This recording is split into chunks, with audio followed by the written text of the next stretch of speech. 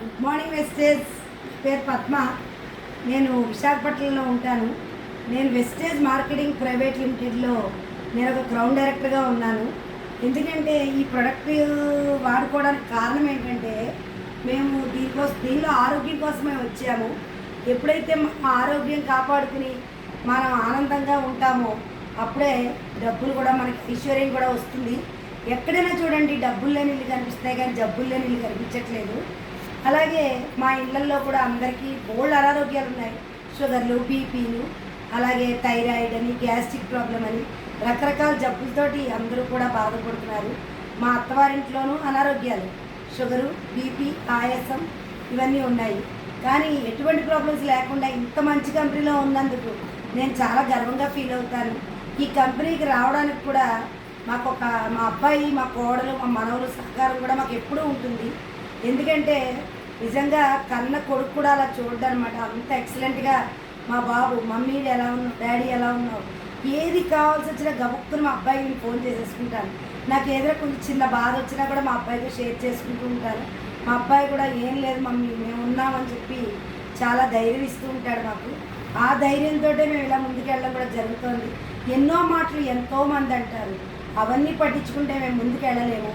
ఎలాగైనా సరే నేను రేపు మే నెలలో డియూసీడీగా నేను స్టేజ్ మీద సన్మానం చేయించుకోవాలని చెప్పేసి ఒక గోల్తో వర్క్ చేస్తాను. ఖచ్చితంగా నేను అనుకున్నానంటే అయి తీరుతాను. అలాగే నా వయసు వచ్చి 56 సంవత్సరాలండి. జుట్టంతా పండిపోతుంది. ఎందుకంటే వయసుతో పాటే కాదు, చిన్నపిల్లలకు కూడా బాగా జుట్లు ఎక్కడ చూసినా వైట్ హెయిర్ ఉంటుంది ప్రతి ఒక్కరికి. అలాగే మా హస్బెండ్కి కూడా బ్లాక్ హెయిరే లేదు, ఇద్దరికి చాలా వైట్ హెయిరే ఉంటుంది. మా హస్బెండ్ కలర్ వేసుకున్నారు ఒకసారి. అది అయిన వెంటనే మేము షిరిడి దర్శనానికి వెళ్ళాము. షిరిడీలో ఒక దర్శనం అయి బయటకు వచ్చేసరికి మా హస్బెండ్కి తలలోంచి జిగురుగా సాగుతూ వచ్చేసింది. అదంతా తలంతా మంటని గొడవ. అప్పుడు ఏం చేయాలో తెలియక మాకు రిజర్వేషన్ ఇంకా 3 రోజుల తర్వాత మాకు రిజర్వేషన్ ఉంది. ఇంకా బాధ భరించలేక గబగబా హైదరాబాద్ వచ్చేసాము. హైదరాబాద్ నుంచి వైజాగ్ కూడా వచ్చేయాలని చెప్పి వస్తే హైదరాబాద్లో ఒక హాస్పిటల్కి వెళ్ళాము. ఒక్క రాత్రిలో 7,000 రూపాయలు ఖర్చు అయింది.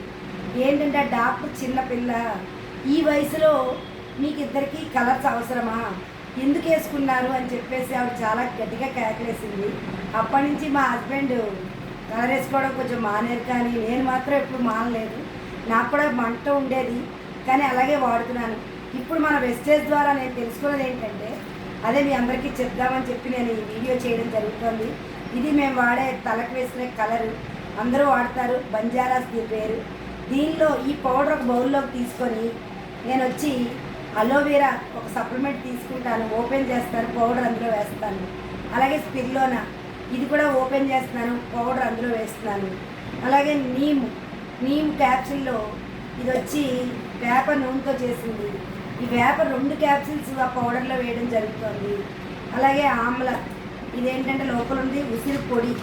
ఈ క్యాప్సిల్ కూడా, ఈ సప్లిమెంట్ కూడా ఓపెన్ చేసి పౌడర్ అందులో వేయడం జరుగుతుంది. ఇలా 4 రకాలు కలిపి స్పిర్లోనా, ఆమ్ల, అలోవెరా, నీమ్ ఈ పౌడర్లో కలిపి వేసుకోవడం మొదలుపెట్టాం మేము. ఇప్పుడు మా ఇద్దరికి ఎటువంటి ప్రాబ్లము లేదు. తలకి రంగు వేసుకున్నా కూడా ఏమీ ఇన్ఫెక్షన్స్ రావడం లేదు. ఎందుకంటే మన సప్లిమెంట్లో ఇంత దమ్ము ఉందని చెప్పడానికే నేను ఈ వీడియో చేయడం జరుగుతుంది. చూడండి, ఇలాగ 4 తీసుకున్నాము. ఈ నీమ్ సప్లిమెంట్ మాత్రం 2 తీసుకుంటున్నాను. ఎందుకంటే ఇన్ఫెక్షన్స్ రాకుండా కాపాడేది వేప కదా, అందుకని చెప్పి నీమ్ క్యాప్సిల్స్ మాత్రం ఇలా 2 సప్లిమెంట్లు తీసుకుంటున్నాను. 2 ఇలా హోల్ పెడితే వేప నూనె ఆ పౌడర్లో కలుపుతాను. ఇవి కూడా ఇలాగ ఓపెన్ చేస్తే ఈ పౌడర్ అందులో వేసేసి ఇలాగే స్పిర్లోనా, ఇలాగే ఆమ్ల ఈ 4 సప్లిమెంట్లు ఈ పౌడర్లో వేసి కలుపుకొని కలర్ వేసుకుంటున్నాము.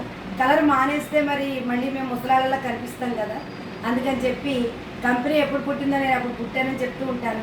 21 సంవత్సరాల అమ్మాయిలా కనపడాలని చెప్పేసి నేను తలకి రంగు వేసుకుంటూ ఉంటాను. ఈ సప్లిమెంట్లు ఇలా కడుపులోకి వేసుకుంటున్నాను. అలాగే కలర్ వేసుకున్నప్పుడు కూడా కలర్లో కలుపుకుంటున్నాము. ఇప్పుడు మా హస్బెండ్కి కానీ నాకు కానీ ఎటువంటి ఇన్ఫెక్షన్స్ లేవు. ఇంత దమ్మున్న ప్రొడక్ట్స్లో మనం ఉన్నందుకు చాలా గర్వంగా ఉంటాను. నేను ఎప్పుడు కూడా నేను గౌతమ్ బాలి గారికి నేను ఎప్పుడు హ్యాట్స్ ఆఫ్ చెప్పుకుంటాను. ఎప్పుడు కూడా ఆయనకి నేను రుణపడి ఉంటాను. Thank you so much.